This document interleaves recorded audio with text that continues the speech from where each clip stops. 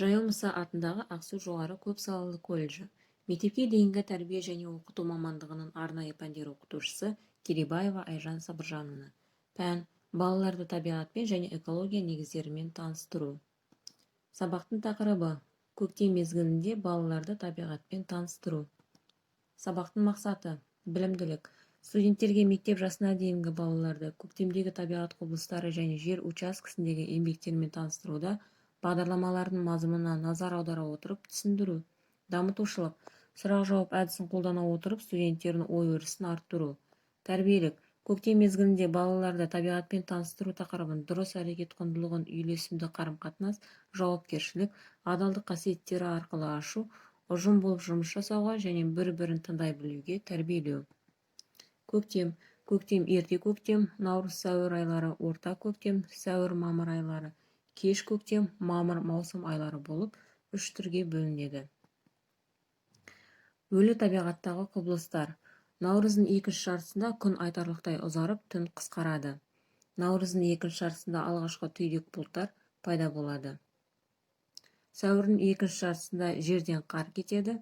Мамырдың басында алғашқы нөсер басталады, яғни алғашқы найзағай соғады. Жаңбырдың пайда болу түрлері. Жаңбырдың бірнеше түрлері бар. Бірінші ақ жауын, екінші қара жауын, үшінші соқыр жауын, төртінші бұршақ жауын, бесінші будақ жауын. Ағаштардың көктемгі жандануы. Ағаштар жанданады, су жүреді, бүршіктері іседі, жапырақтардың ұштары көріне бастайды. Және құстардың алғашқы түрлері келе бастайды. Құстардың келуі. Көктем хабаршылары ұзақтар, одан кейін қара торғайлар мен боз торғайлар келе бастайды. Бұл көктемнің алғашқы құстары. Мамырдың алғашқы жартысында күндізгі көбелектер шыға бастайды.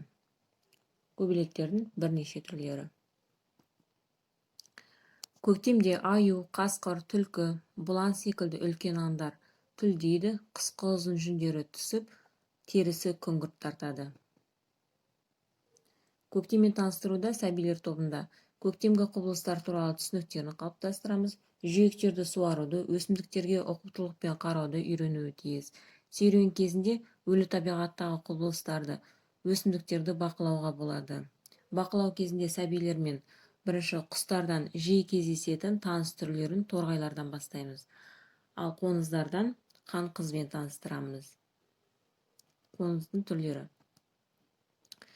Естияр тобында, яғни ортаңғы топта, табиғаттағы көктемге тән құбылыстар туралы нақты түсініктерін толықтыру. Өлі табиғаттағы құбылыстармен таныстыру кезінде күн қыздырғандықтан қар еріп кететіндігін түсіндіру.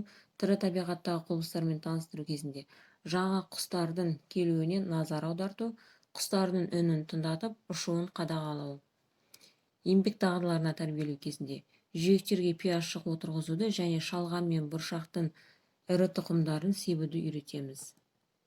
Ересек тобында көктемгі құбылыстар туралы түсініктерін кеңейту және қорытындылау.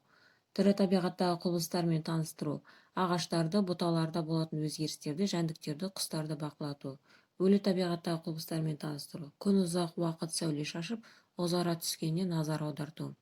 Еңбек дағдыларына тәрбиелеу кезінде балалар бақшасының қызметкерлері бақшада жер қазғанда балалар оларға шамалары келгенше жүйектерді даярлауға көмектеседі. Мектепке даярлық тобында өлі табиғаттағы құбылыстармен таныстыру кезінде серуенге шыққанда ауа райын анықтайды.